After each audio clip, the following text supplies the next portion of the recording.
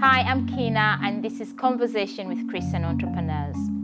Today I'll be talking to an entrepreneur who set up a business inspired by the belief that you can succeed in business without losing in life.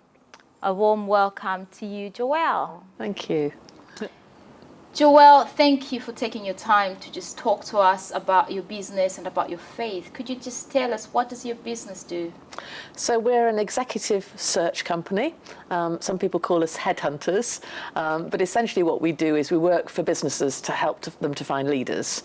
So personally, I work to find them chairs, non-executive directors, and the team will get involved in chief executives, finance directors, and the like. So we go out and we find them. Fantastic. Could you explain to us, how does your faith then integrate with what you do? How do you integrate that? Yeah.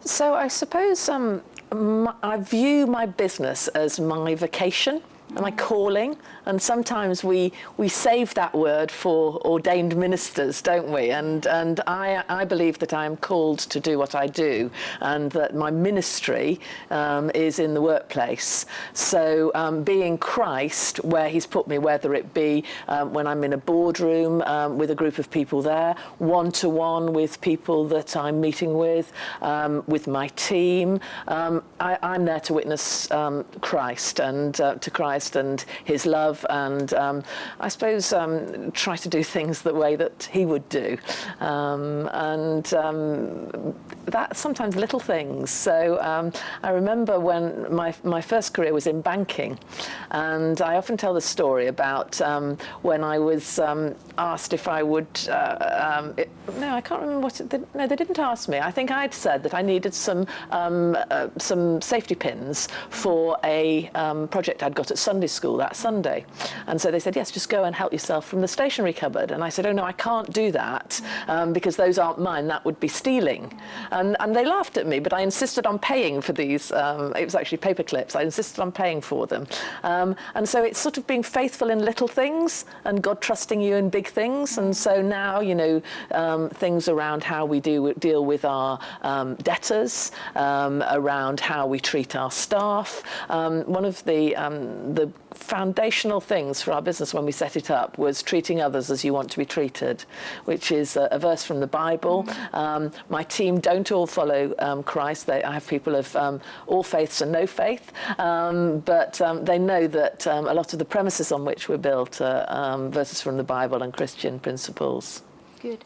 Joëlle, what do you find challenging with your faith and your work?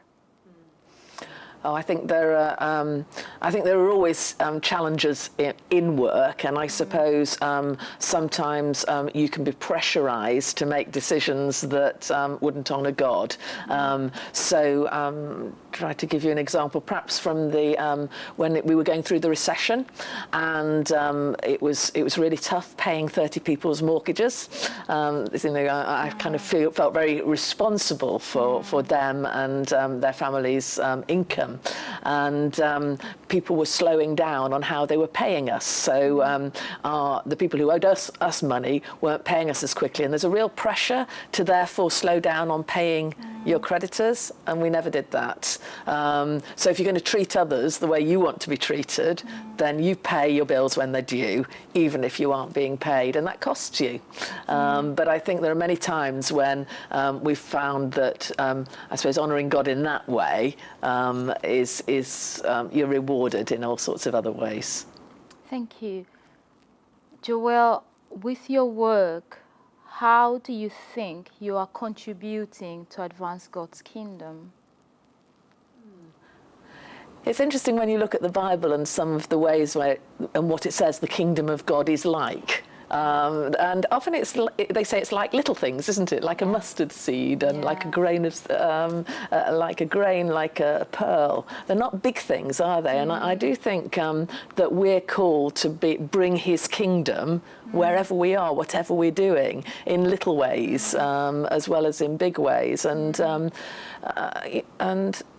And I suppose it's some of those little things that I've talked about, but also not being afraid to give an account of the faith that I have. And I never push it on anybody, but I will often get people sort of asking me questions. You know, I'll say, you know, my faith, and I'll talk about what I'm doing, and people do sometimes want to know why and what is the reason behind the way I'm doing things. So thank you.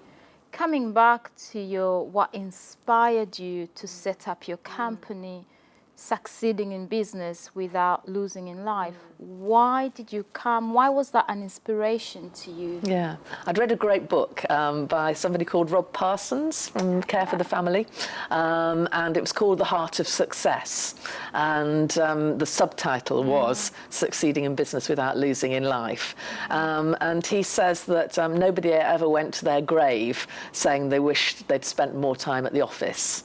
And there are so many things that are more important than the time you spend there, about how you are with your family, how you are in your community, how you are with the people you interact with day to day. So I suppose it was a lot of the premises of that book which I often recommend to people. But I've also been really influenced by other people like Mark Green and LICC and what they've been doing about, you know, being fruitful on our front line. So where is it that God's planted us, and then being fruitful there for Him. And I suppose, you know, as you're starting up on a new venture like that, it's committing each step of the way. And so whether I should be doing it or not, whether we should be expanding, whether I should take on new people, whether we should go into new areas, those are all things that it's great to have a God perspective on and to seek godly counsel from other Christian folk. Joëlle, you are an entrepreneur. I don't always think of myself as that, actually. I think I would see you as an entrepreneur and a Christian, a person who has a faith. What are those two, like being a Christian entrepreneur, what difference really does it make? Because there's a lot of entrepreneurs there, but what difference does your faith make? I suppose a lot of people go into business to make a lot of money, don't they? Yeah. And that's not really been my driver. And quite often my accountants sort of don't get why I do some of the things that I do. And I suppose now I'm at the stage, I've had my business now for 20 years, and a lot of people are sort of saying, oh, well, what next? You know, are you going to sell it or whatever? And that's, again, it's not my driver. I think what we've been trying to do is prove that you can succeed in business without losing in life, not that you can shed loads of money and me get rich. So we're just exploring at the moment how we look at the next stage and maybe transferring the business into ownership of the employees, which is quite exciting. And I think that would allow the culture that we feel is quite special that we've created and that our team and our clients love to continue. And so building something sustainable has been quite important to me. But I do think this entrepreneur thing's funny, because when you talk about entrepreneurs, you tend to think it's you know, people like Richard Branson, who flogged worms to his schoolmates and sold sweets and all those things. And yeah, I just started a business. But I suppose there must be something in it. I quite like starting things, so I started a charity as well. And I quite enjoy that, setting things up, doing things new. Great. And finally, where do you find your self-worth in all this, in all the things that you do? Self-worth. I mean, I'm a child of God, and you know, what more could I want than that? And you know, seeing, am I being worthy in His eyes? And that's quite a standard. And if I say, am I trying to be like Jesus? That's quite an example to follow. But I do have great people around. I've got a marvellous husband who affirms me lots. I've got good friends, and I know that I'm precious in Jesus' eyes. Joëlle, there might be someone watching there. You said you're a child of God. For some people, it's really hard to imagine God being a good God with all the things that happen in our world. what would you say, any words of encouragement? People who are searching on this journey, but they're really struggling to reconcile this, you would believe, a good Father, a good God. Yeah. What are some of the words you'd encourage a person watching? He's always there for you. He'll always love you. He'll never desert you. He'll never forsake you. And some people have had awful experiences of a father.